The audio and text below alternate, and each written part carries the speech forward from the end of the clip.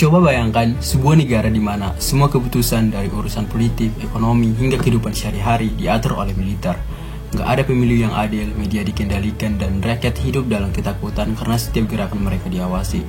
Apakah negara seperti ini bakal lebih stabil dan aman, atau justru berujung pada penderitaan rakyat? Di video ini kita akan membahas secara mendalam apa yang terjadi jika tentara mendominasi sebuah negara. Kita akan melihat dari berbagai aspek, mulai dari keamanan, politik, ekonomi, hingga hak asasi manusia. Apakah pemerintahan militer benar-benar solusi, atau justru malapetaka bagi rakyat? Yuk kita bahas.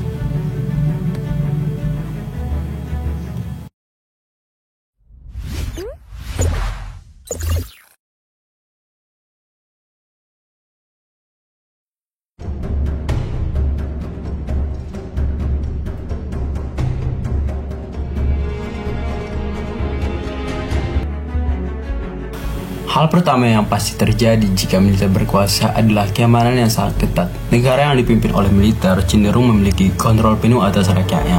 Tindakan kriminal bisa menurun drastis, demokrasi jarang terjadi, dan pemerintahan terlihat lebih tertib. Di satu sisi, stabilitas ini bisa membawa dampak positif, terutama di negara yang sering mengalami konflik internal atau ancaman dari luar. Militer yang kuat bisa menjaga kedaulatan negara dan mencegah kekacauan. Tapi, stabilitas semacam ini juga bisa menjadi pedang bermata dua. Ketika militer mengontrol semua aspek kehidupan, kebebasan rakyat bisa ditekan. Setiap gerakan atau kritik terhadap pemerintahan bisa dianggap sebagai ancaman. Misalnya, di Myanmar, setelah kudeta militer tahun 2021, protes rakyat langsung ditekan dengan kekerasan, dan banyak aktivis serta jurnalis yang ditangkap atau bahkan dibunuh. Jadi, apakah stabilitas yang diciptakan oleh militer benar-benar sebuah keuntungan atau justru ancaman yang terselubung?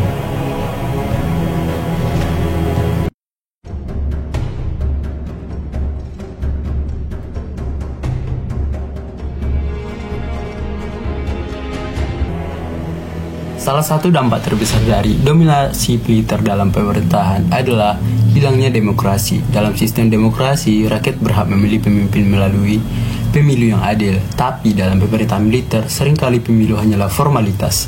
Banyak negara yang dikuasai oleh militer memiliki pemimpin yang bertahan puluhan tahun tanpa pergantian yang jelas. Partai oposisi sering dibubarkan, media dikendalikan, dan rakyat dipaksa untuk mendukung pemerintah yang ada. Contohnya di Mesir, setelah militer mengambil alih kekuasaan, pemilu tetap diadakan, tapi hasilnya hampir selalu menguntungkan militer. Oposisi ditekan dan kritik terhadap pemerintahan bisa berujung pada penangkapan. Dalam kondisi seperti ini, rakyat tidak lagi punya suara. Mereka hidup dalam sistem yang hanya menguntungkan segelintir orang di puncak kekuasaan.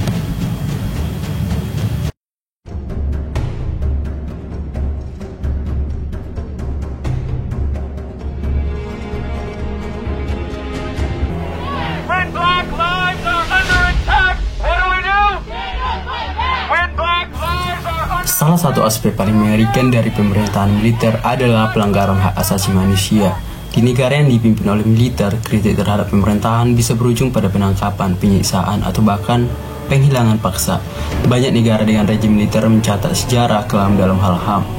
Misalnya di Amerika Latin pada era 1970-an, banyak negara seperti Argentina dan Chili mengalami masa pemerintahan militer yang brutal. Ribuan orang hilang, diculik oleh aparat negara, dan tidak pernah ditemukan kembali. Kebebasan berbicara hilang, demonstrasi langsung ditekan, media independen diblokir atau dikendalikan. Ketika militer berkuasa, mereka tidak hanya mengontrol negara tetapi juga mengendalikan kekuatan rakyat.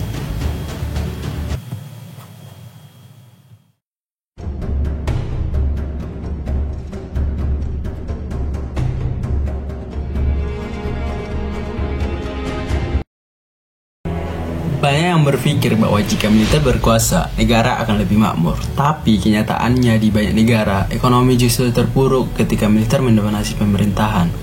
Kenapa? Yang pertama, sektor bisnis seringkali dikuasai oleh militer, sehingga persaingan tidak sehat. Kedua, investor sering enggan masuk karena negara dianggap tidak stabil. Dan yang terakhir, anggaran negara lebih banyak digunakan untuk sektor pertahanan dibanding kesejahteraan rakyat. Sebagai contoh, di Myanmar, ekonomi negara menurun drastis setelah kudeta militer karena banyak negara lain yang menjatuhkan sanksi ekonomi. Hal ini menyebabkan harga kebutuhan pokok melonjak, lapangan pekerjaan semakin sedikit, dan rakyat semakin menderita.